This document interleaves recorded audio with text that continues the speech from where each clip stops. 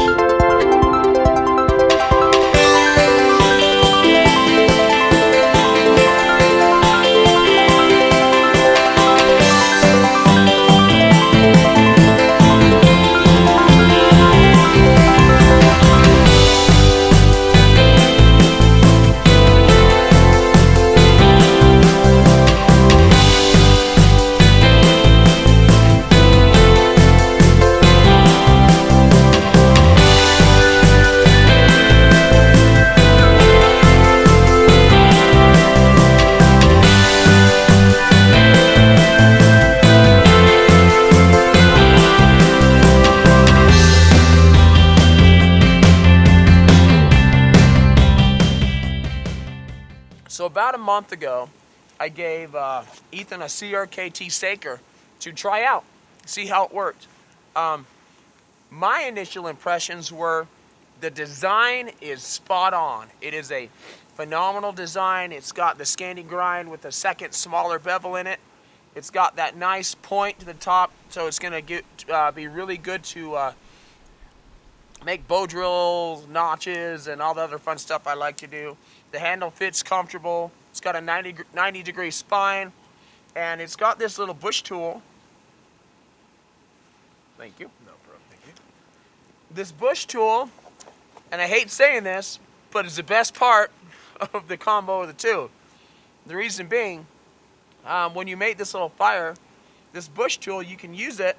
I need a little stick. All right, let me see what I can find here. Maybe It's this not one. on fire, yeah. Yeah, well, it's not burning. So you can use this little bush tool to scrape the back of the stick and make kindling or tinder to start a fire. So that's really, really a nice thing to use. The bush tool is nice because it gives you the ability to scrape off a lot of little fine material from a stick to start a fire with.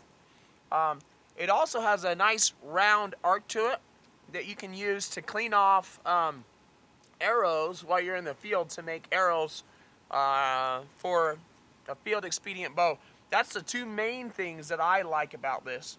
But that is my initial review. So I want to hear a little more about what has happened with the knife since me and Ethan have used it. We took it out and used the knife when we were doing the custom bow video, and then he's used it a couple times since then, and then we're using it again today. Something else that's interesting is in this notch right here, you can actually, it gives more contact on a ferro rod. So when you bring it across a ferro rod, you get more sparks than a straight edge. So let's try it out right here. So you go like that and you get a good contact because the ferro rod's round, and you get this, and it just throws sparks really well.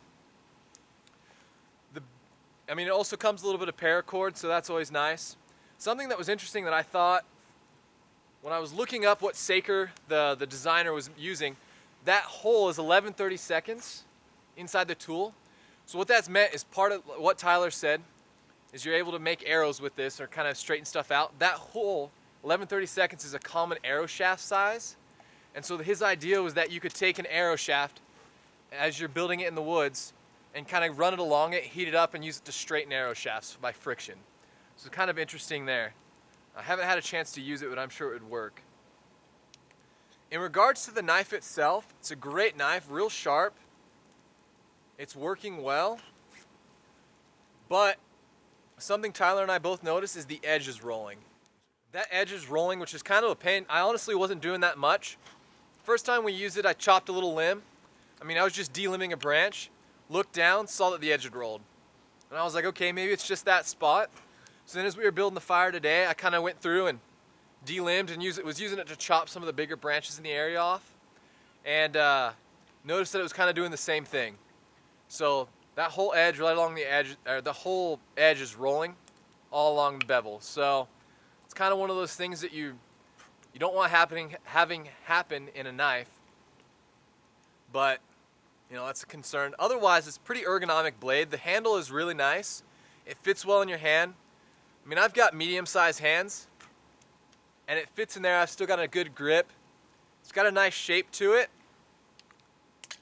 so that's pretty nice. Something with the finish, though, I think they just put a little bit of linseed oil on it, but they didn't soak it too long. So as I was working today and getting it in the snow and whatnot, I noticed a little bit of moisture collecting on the actual handle itself. So that's kind of a little bit of a concern.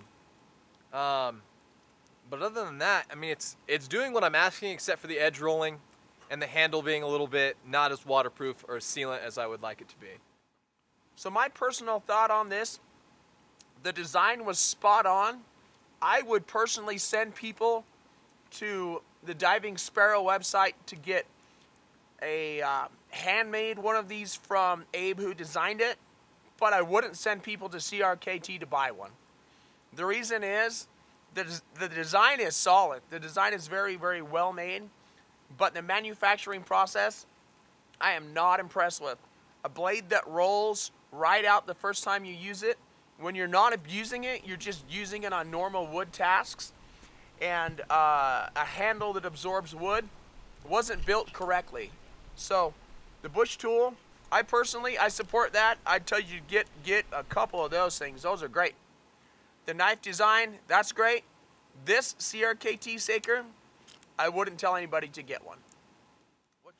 So, I mean, for the money, I think honestly I would probably spend a little bit on a different blade, or I'd save up a little bit more and then get a blade a little bit nicer. Just because you don't want edges rolling like that, it causes problems for you, and it's going to cause problems in the field when you're sharpening, when you're having to do stuff. And honestly, an edge that's rolled is not a sharp edge anymore, and that's not what you want to make feather sticks, to, you know, cut through stuff, cut through rope.